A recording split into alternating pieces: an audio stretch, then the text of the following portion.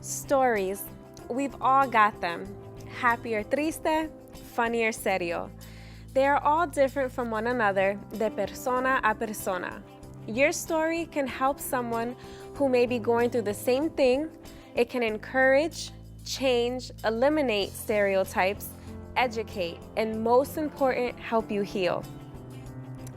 My time here at WGBY has allowed me to produce many different stories, and it's always interesting to kind of look within yourself and see what you want to share.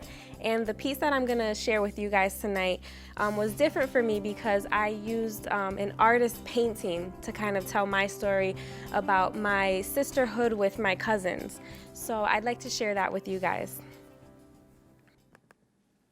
Sisterhood is the essence of all the wisdom of the ages, distilled into a single word. You cannot see sisterhood, neither can you hear it nor taste it, but you can feel it 100 times a day. It is a pat on the back, a smile of encouragement. It's someone to share with, to celebrate our achievements. I was able to see and be a part of the sisterhood that exists within the community when I attended Rosa Ibarra's art exhibit at the Museum of Fine Arts in Springfield. All of her paintings are beautiful, but there was one that I could relate to right away. One that brought up so many different memories. It's called El Cuento Es, or The Story Is. Stories are what keeps our culture alive. Stories give us a voice.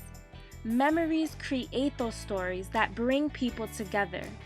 I think of my childhood and I smile.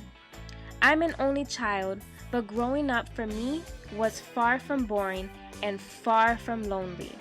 I grew up with my cousins, all of who were girls. My grandma took care of us while our parents worked. We were more than cousins, we were sisters. We played together, fought together, but most importantly, we created memories together. When I see Rosa's painting, it brings me back to the comfort of being a little girl. I see parts of my childhood in each of her paintings. I see my mother and I. She always loved taking me places to see new things. I see my aunts, who treated all of us like we were their daughters too. I see my grandparents, who always opened up their house to be our playground. And I see my cousins and I, talking and playing outside.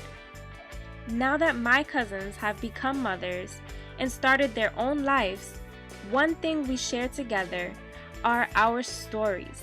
It's the one thing that can bring us together, and we can sit down one day when we are older and pass them down to the next generation and the next and the next. I think one of my favorite things about creating pieces is that I have that moment captured in my life forever, and it's always nice to look back and reminisce at that. And as you have seen for the past several weeks, we have been sharing personal stories produced by young adults that have either attended a TOLD workshop or have been an intern for WGBY's Latino Youth Media Institute. For years, WGBY has been committed to creating a space for residents of all ages to share and produce their own personal stories. And tonight, as we conclude this first series of Presencia, we want to remind you to keep sharing your stories.